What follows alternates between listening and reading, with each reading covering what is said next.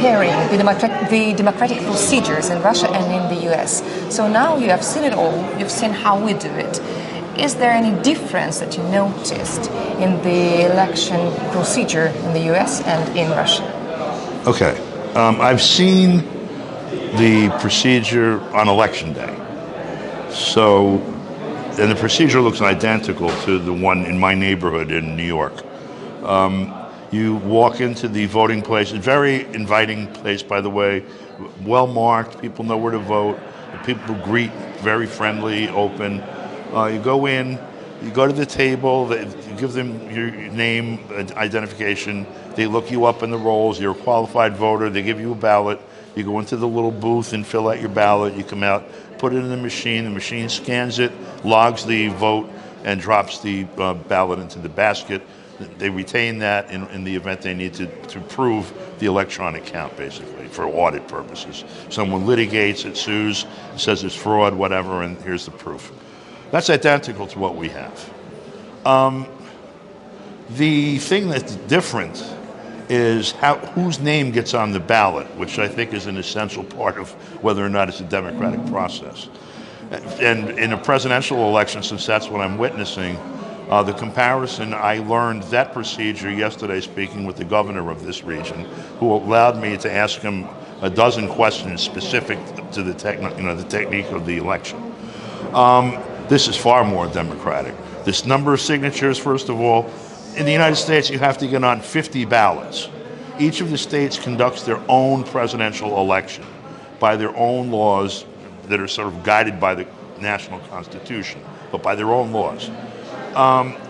You have to get 50, some places more than 100,000 signatures to get on the ballot, and then the ballot access is handled by a board of elections that is highly political.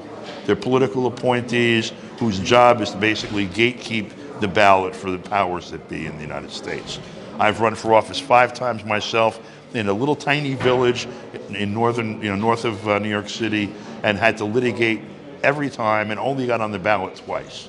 And I'm highly technically qualified. I work in law and real estate. It's just designed to do that. You have Donald Trump, for example, has 40-something% support in the population by every measure.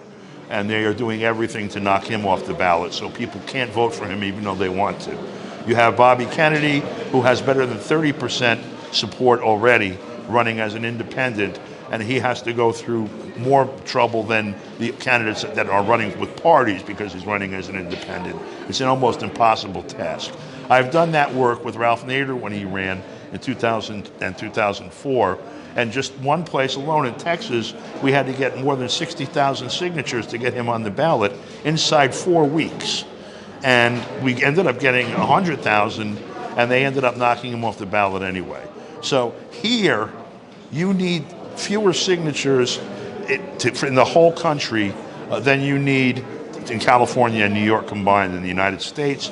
They can be from anywhere, and the review process and also the appeal process is much more open and much more democratic from this side of it. I mean, I haven't litigated there, and maybe if I move here and run for office someday, I will.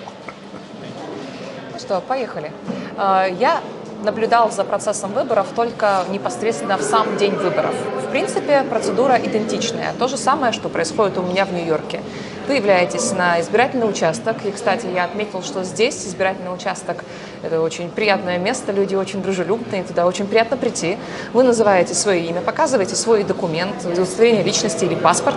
Вас находят в списке, выдают вам бюллетень, вы заходите в специальную будку, отмечаете нужного вам кандидата, затем вкладываете бюллетень в сканер, который считывает результат, после чего бюллетень проваливается вниз в контейнер. Таким образом, если возникают какие-либо сомнения, какие-то подозрения в подлоге, при необходимости подать в суд, все бюллетени хранятся в контейнере, их всегда можно достать, и всегда можно проверить, действительно ли за того кандидата проголосовало такое количество человек.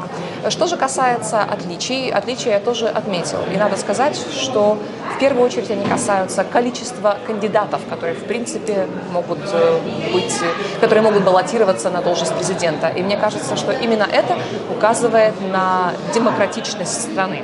В Соединенных Штатах для того, чтобы стать одним из кандидатов в президента, необходимо достать очень большое количество подписей, собрать большое количество подписей в определенном штате. Мы знаем, что в Соединенных Штатах выборы ведутся в каждом штате отдельно, и несмотря на то, что они регулируются национальной конституцией, в каждом штате еще есть плюс свои законы, которые вносят определенные коррективы. И я лично также в одной маленькой деревне на севере штата Нью-Йорк уже неоднократно участвовала в этой процедуре, и надо сказать, что это очень сложно, потому что иногда бывает, что ты набираешь 60 тысяч подписей, но все равно тебя не включают в состав кандидатов, и имени твоего в бюллетене потом не появляется. И поэтому есть, получается, в Америке, скажем, Дональд Трамп, у которого есть 40% поддержки населения, есть Кеннеди, у которого 30% поддержки.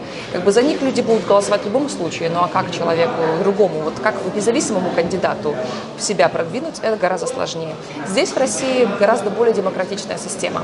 Здесь для того, чтобы быть включенным в кандидаты в президенты, вам достаточно собрать определенное количество подписей, неважно, где ваши подписанты будут находиться, будут ли они находиться в вашем регионе или где-то за его пределами. И мне кажется, что это гораздо более правильно, и это позволяет людям участвовать в управлении страной. Thank you. Thanks a lot.